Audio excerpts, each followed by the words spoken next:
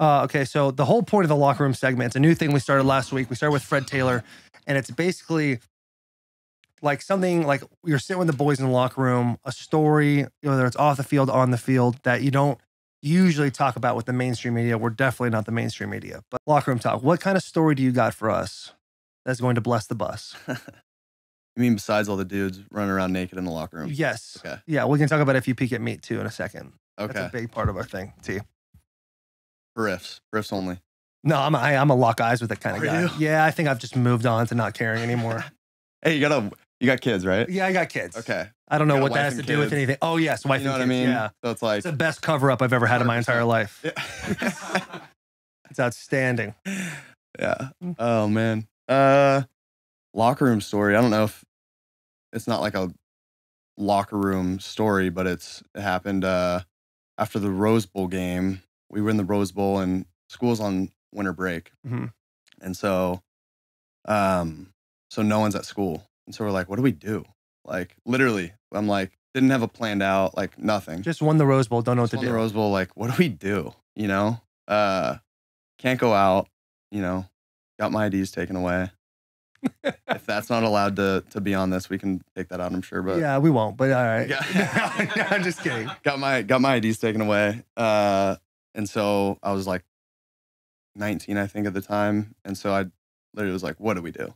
Mhm. So we go back an hour south down to my hometown, and I literally, all those guys I mentioned, we just had a time. We had a time at my buddy's house who had a bunch of people over. He had a sick backyard, jacuzzi, all that stuff. So all the stuff you enjoy when you're 19 years old. So we had a few drinks, and we ended up thinking it was a good idea to DM Snoop Dogg.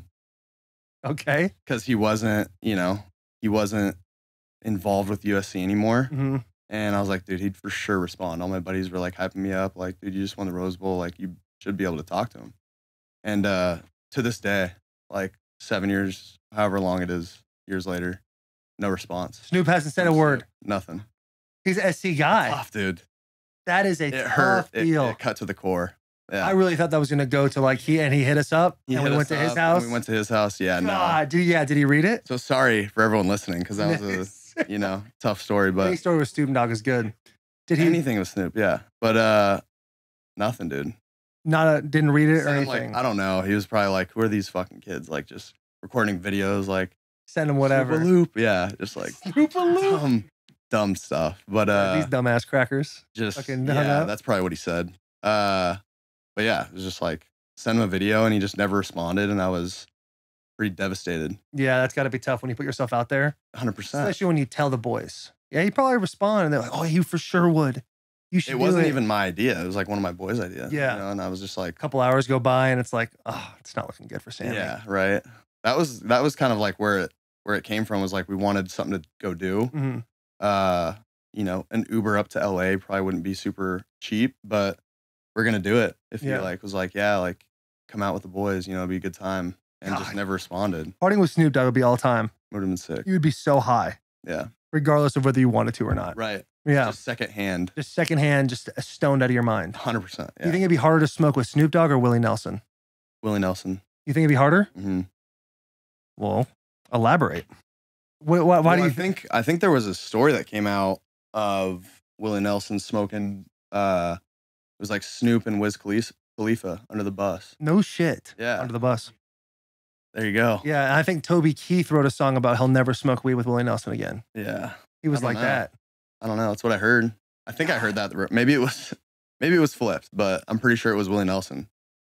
And those two, Wiz Khalifa and Snoop Dogg, they are like, that's Those are the guys. Those are that's the weed guys. Yeah, those are the weed guys. Them and Seth Rogen. Yeah. Yeah, no doubt. Seth Rogen does get after it, doesn't he? I hope you guys like this clip. If you want to continue to be for the boys, you need to like this video, subscribe to the channel, share with a friend, and check out our playlist. We have all the links right here on the screen. As always, biggest of hugs and tiniest of kisses. Also, go check out the full episodes, but always for the boys.